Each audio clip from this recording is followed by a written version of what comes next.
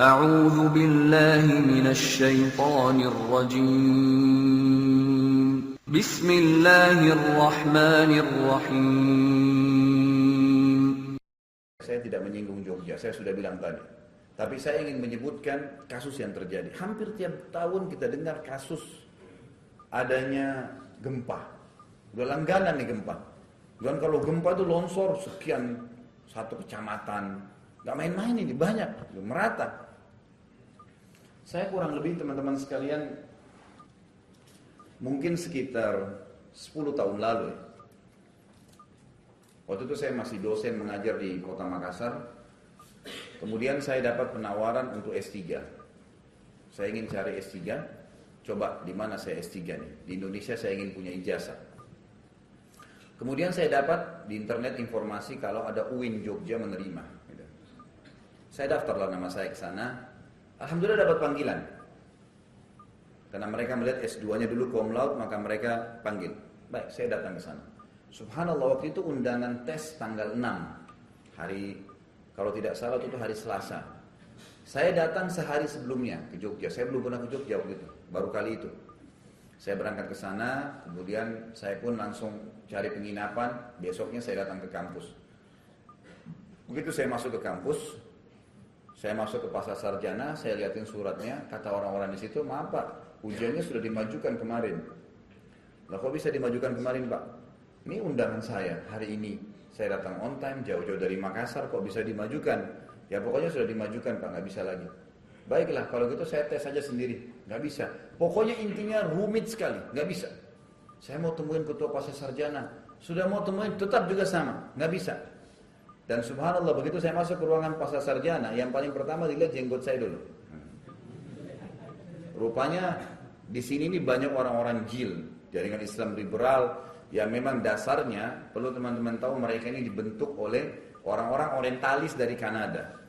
Orang-orang orientalis ini istilah bagi orang-orang non-muslim, Nasrani dan Yahudi yang bersatu, umumnya Nasrani, dibiayai oleh gereja membuat kampus namanya McGill di Kanada, yang mereka memang ini tugasnya mencari kelemahan Islam.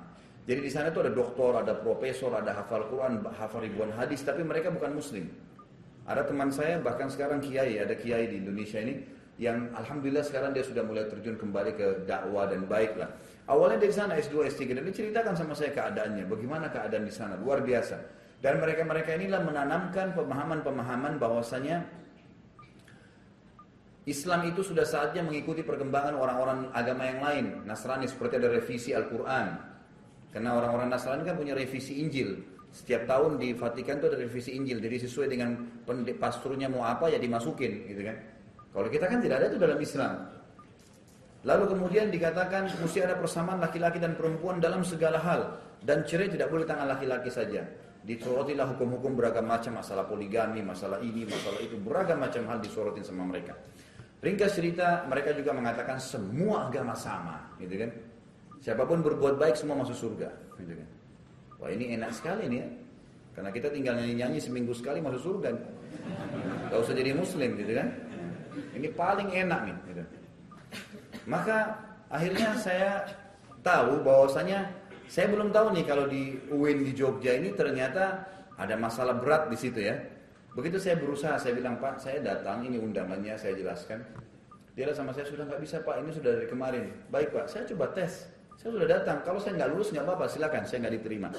Dia lihat ke saya langsung dia bilang, begini Pak, kayaknya Bapak memang nggak cocok kalau kuliah di sini. Baiklah, kalau itu keputusannya baik, saya tinggalkan. Subhanallah, ada teman dekat saya, satu kelas dulu di Madinah. Orang Jogja asli, Ustaz Ridwan, saya telepon dia. Akhi, anak kebetulan di Jogja nih. Oh iya, alhamdulillah Pak. Ini dari tamat tahun 1998 dulu. Saya belum pernah ketemu beliau gitu.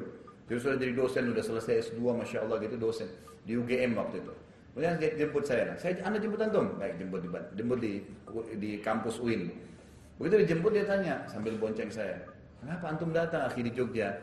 Oh anak ini, anak mau masuk S3 gini. Alhamdulillah antum gak jadi diterima. Setelah saya ceritain gitu.